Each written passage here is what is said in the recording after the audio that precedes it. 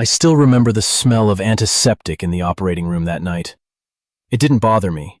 It only pulled me back to a place very far away, very old, where everything in my life first began to fracture. The operating lights shone straight down onto the table, white and cold. I stood still for a few seconds, my hands placed under the sink as hot water ran through my fingers. In moments like this, I always keep my mind empty. No memories, no emotions, only the work. But that night, I failed. The first image that surfaced wasn't a heart or a blood vessel, but snow. Snow covering the sidewalks of Detroit, thick enough to hide the cracks in the pavement. I was 10 years old, standing hunched inside a thin jacket, my hands buried deep in my pockets, trying to preserve the last bit of warmth in my body. That was the night my family was thrown out of our home. The old rental house sat on a street corner that I once believed would be my home forever. It wasn't beautiful or spacious, but it was where my mother hung beige curtains, where my father fixed a broken chair every weekend, where I did my homework at a tiny dining table. Until that man appeared. He stood at the door, wearing a thick coat, clean leather shoes untouched by snow. He didn't step inside. He didn't need to. His voice was dry and even, as if reading a contract clause. Lease expired. No extension. We had to leave that very night. My father tried to explain. He had just lost his job. He needed a few more days. Just a few days. My mother stood behind him, gripping my shoulders tightly, her nails digging in so deeply that it hurt.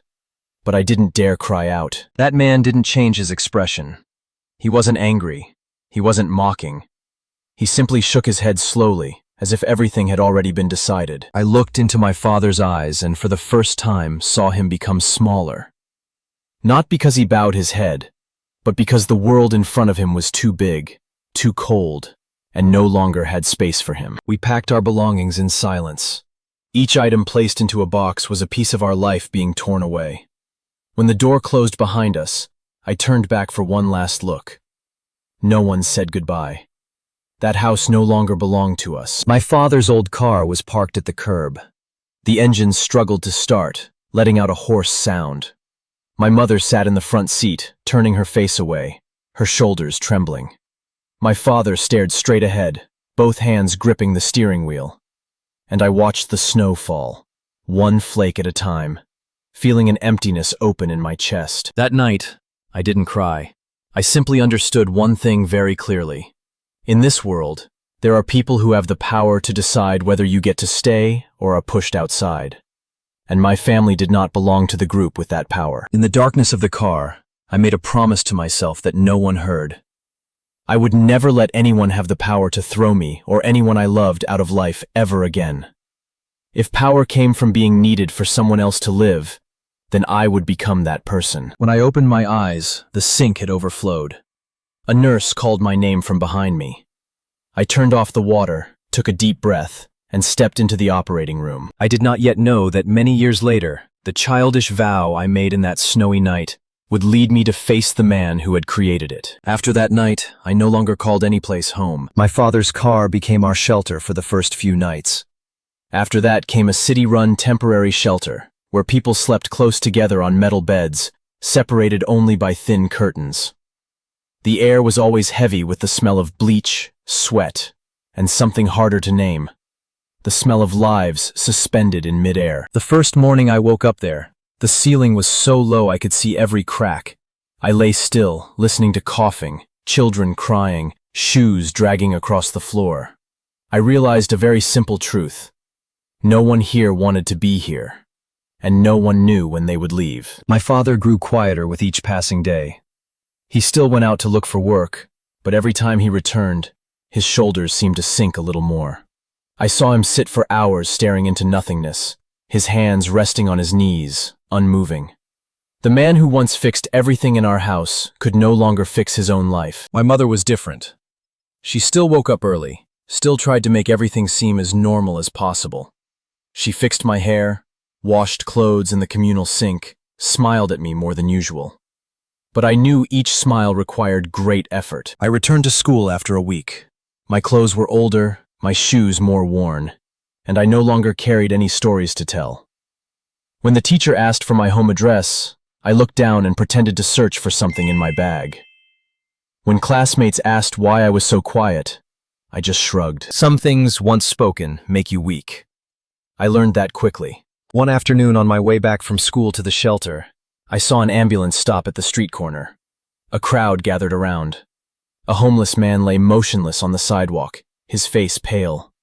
The paramedics worked quickly, professionally, but I saw hesitation in their eyes, as if they were used to the fact that not everyone gets saved. The stretcher was pushed into the ambulance.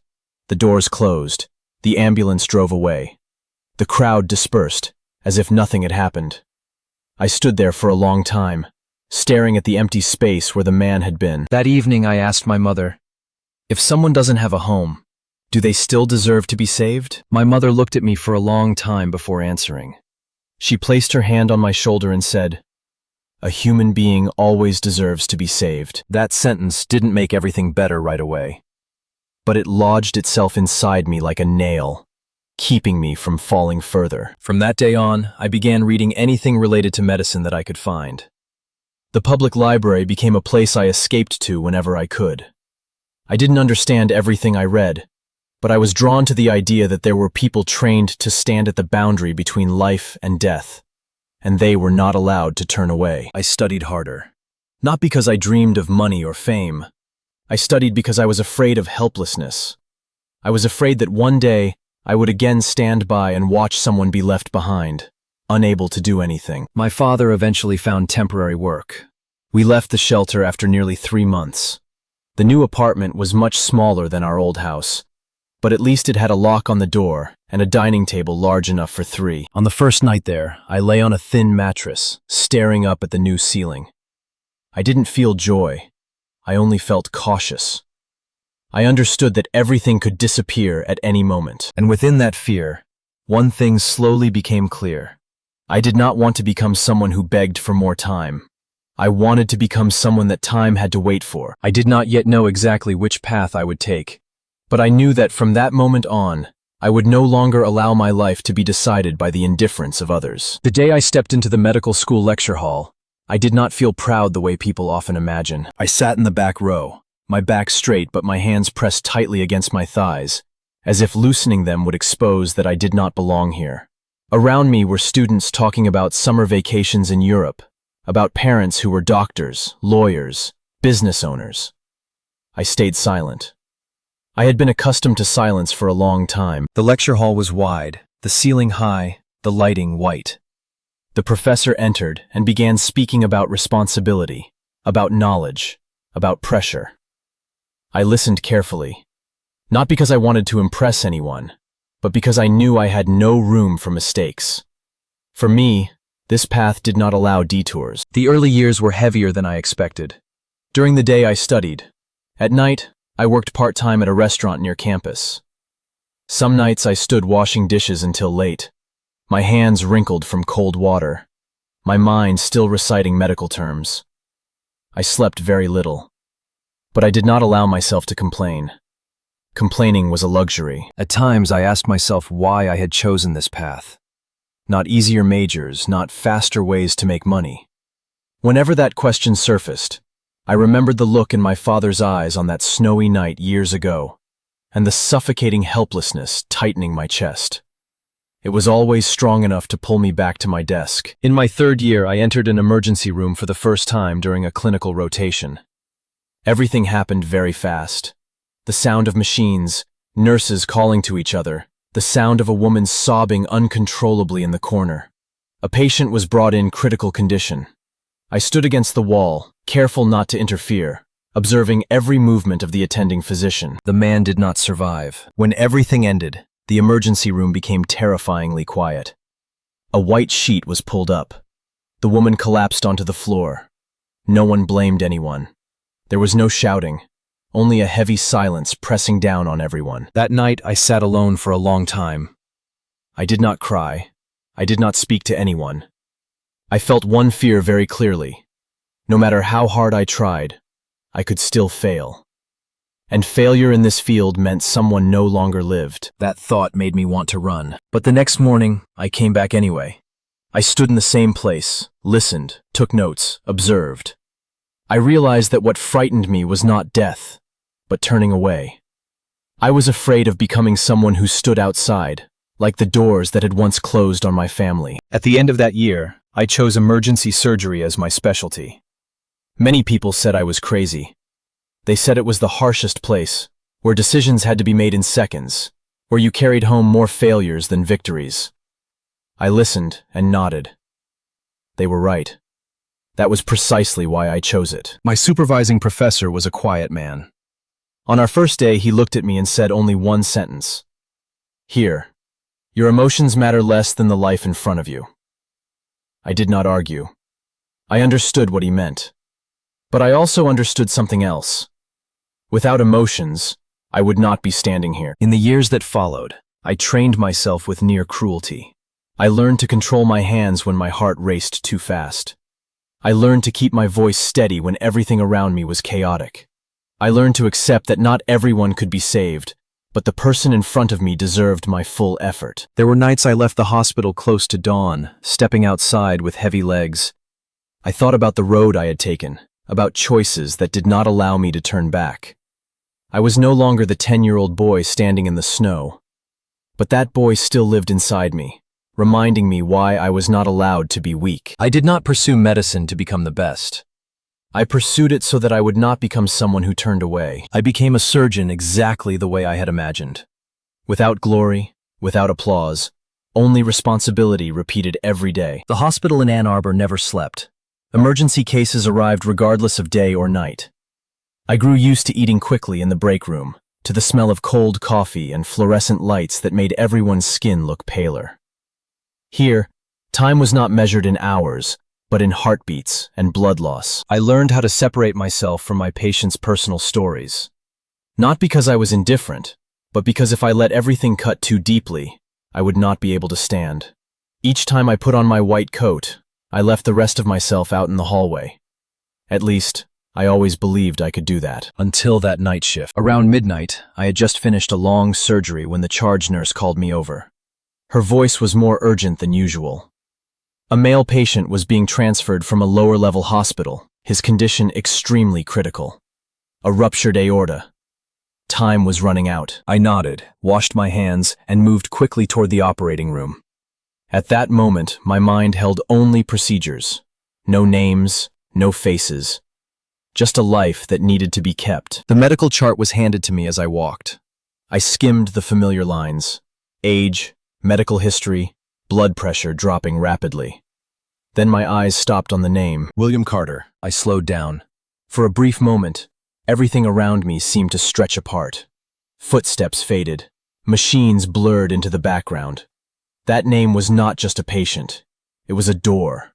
A snowy night. An old car parked by the curb. I had not thought I would remember it so clearly. The image of the man standing at our doorway years ago layered itself over memories I had tried to bury. His even voice, his unmoving eyes. The moment he turned away, leaving my family standing in the cold. I stood still for a few seconds. In my mind, two paths appeared with perfect clarity.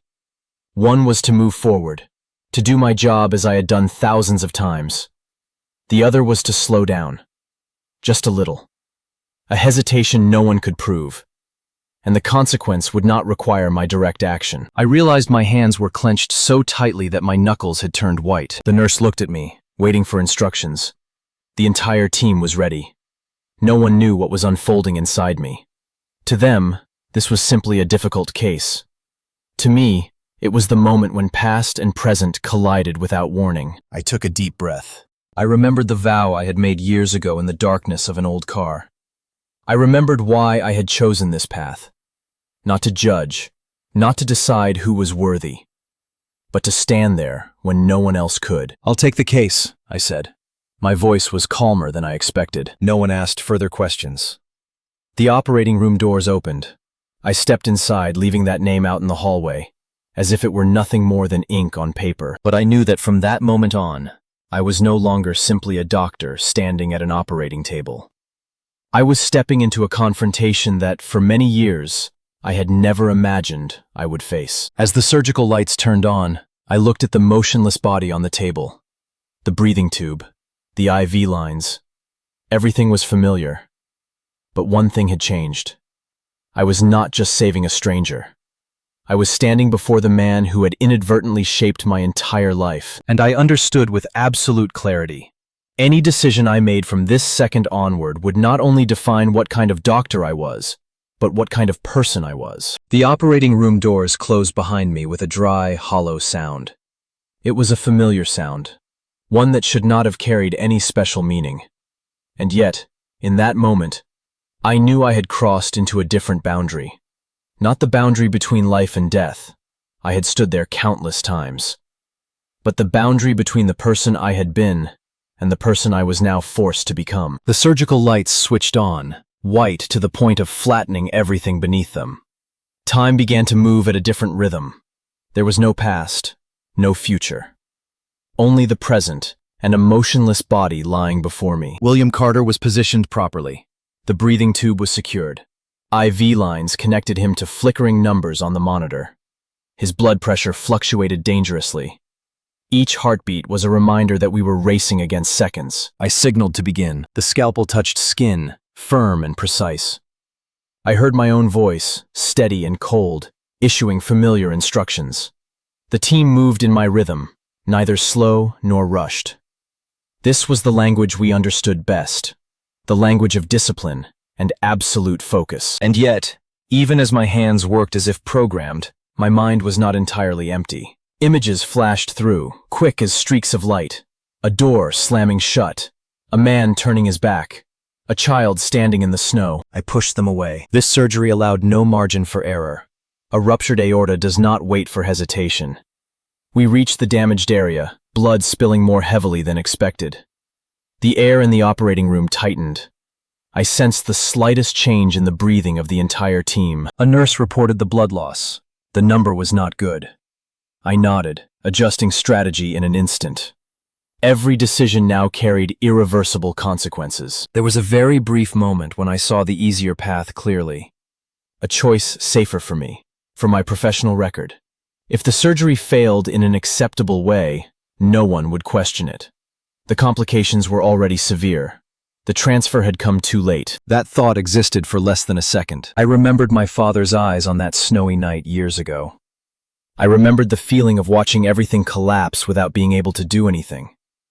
And I knew that if I chose the easier path now, I would carry that feeling for the rest of my life. Increase the pressure, I said. Prepare the backup plan. My voice did not tremble.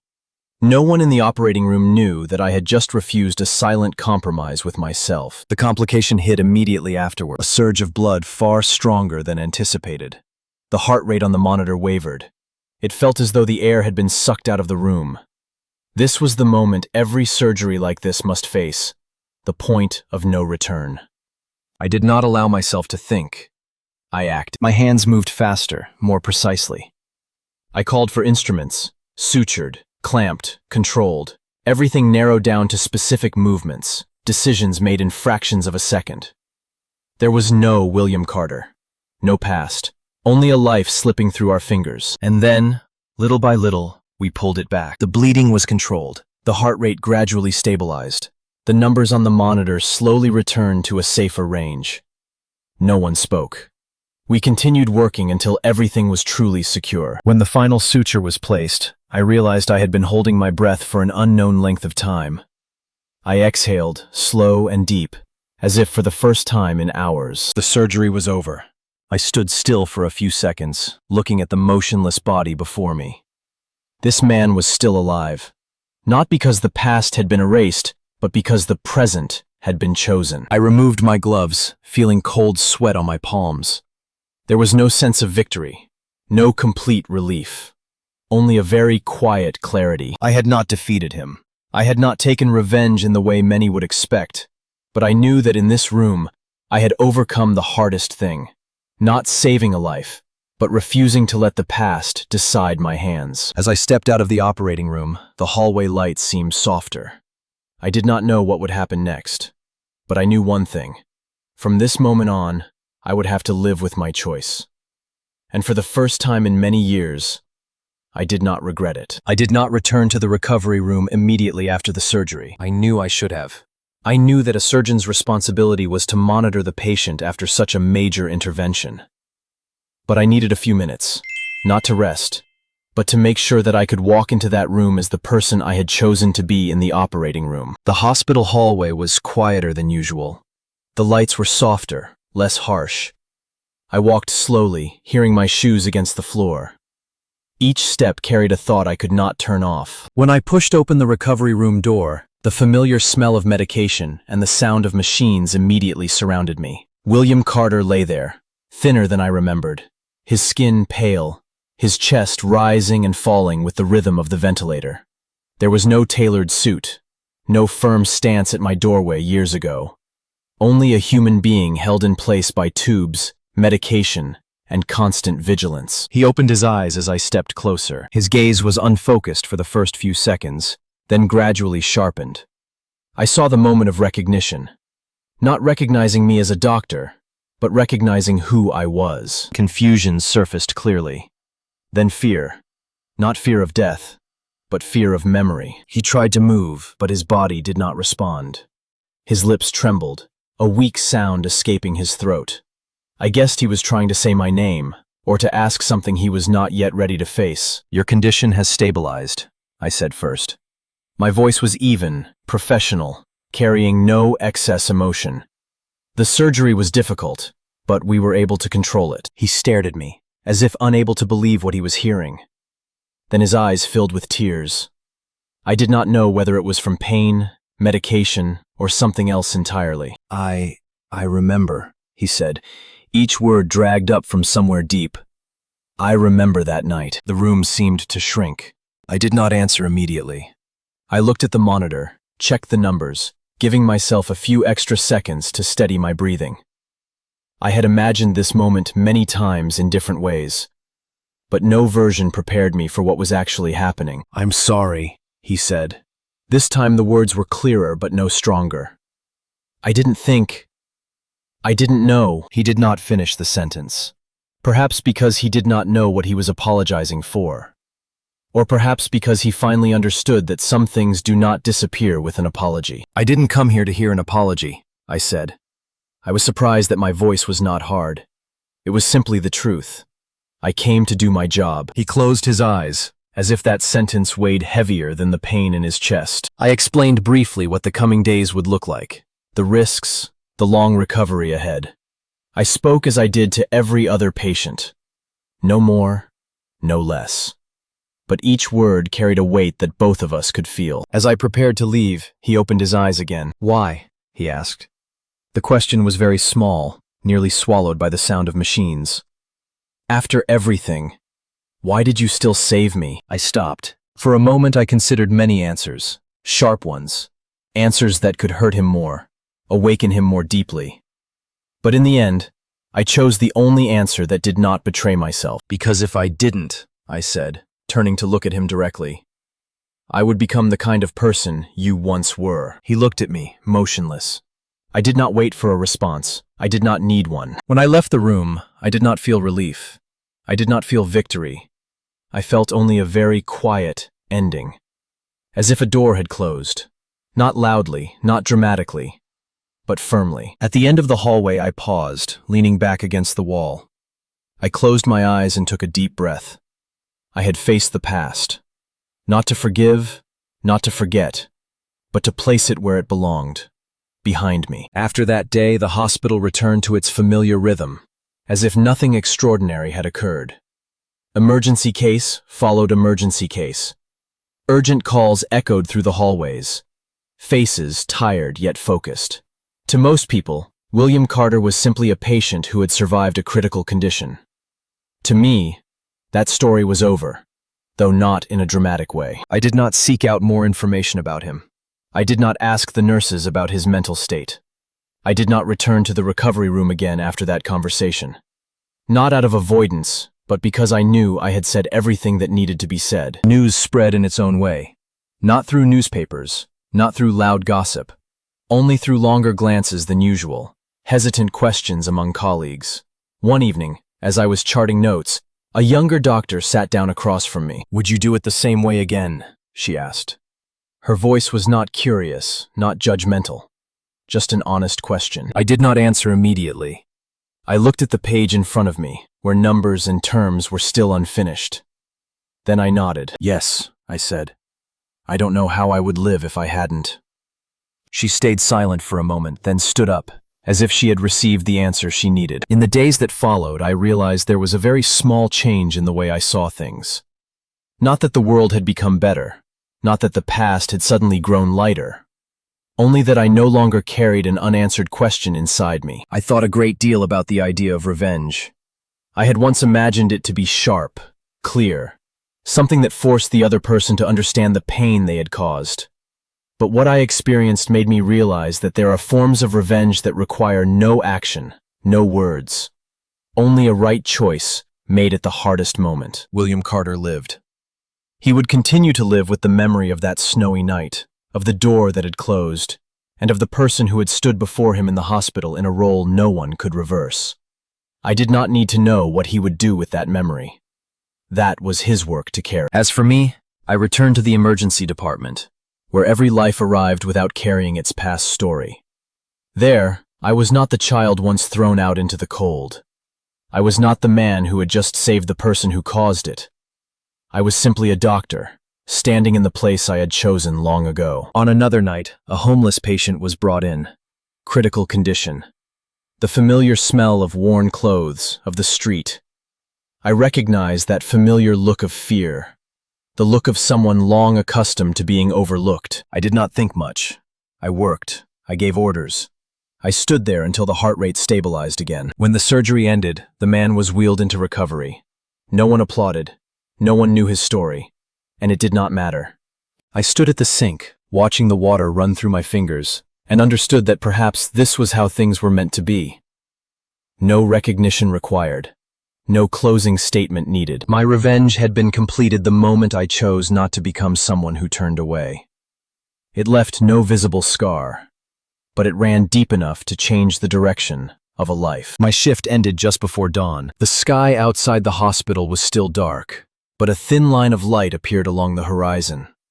I stood by the glass doors for a long moment, watching that light grow clearer, and realized that I no longer waited for morning the way I once had. Before, each morning was simply another day to endure. Now, it was merely a continuation of the choices I had made and continued to live with. I changed out of my scrubs, left the surgical wing, and passed by the emergency department. A family was standing there, a mother gripping her young son's hand tightly, a father pacing restlessly, his eyes constantly turning toward the treatment room doors.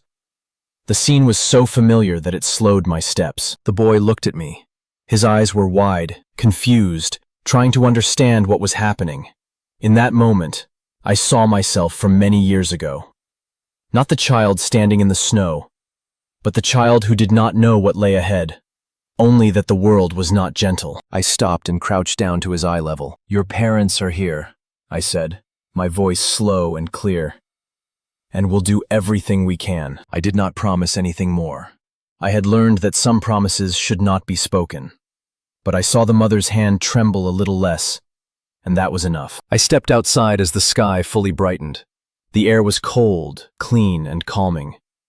I breathed deeply, feeling my chest open, no longer constricted by things left unsaid. On my way home, I passed through an old neighborhood. Low houses, narrow walkways. I did not know if it resembled where we once lived, but I knew the feeling. The feeling of lives that could be thrown off course by someone else's decision. I thought about William Carter. Not with anger, not with pity. Just a neutral thought, like recalling an event that had happened and could no longer be changed. He would live. He would carry that memory. And I needed nothing more from him to move forward. When I reached my apartment, the sun was up. Light spilled through the window, falling across the small, tidy dining table. I sat down, placed my hands on the tabletop, and for the first time in many years, allowed myself to sit still without being on guard. I understood that life does not grant fairness to everyone. I also understood that not everyone is given a chance to repair what is past. But I had been given a chance, not to change the past, but to decide how far it would follow me. I had saved the man who once pushed my family out into the cold. Not because I forgot, not because I forgave in the conventional sense, but because I chose not to let the past define the boundaries of my humanity. If anyone were to ask whether I regretted it, my answer would be simple. I do not regret saving him. I only regret having spent a long time believing that pain must be answered with pain. I stood up and opened the window, letting more light flood in. The city was beginning to wake. The first cars rolled down the streets. Life continued, waiting for no one. And this time, I was not standing outside watching it pass by.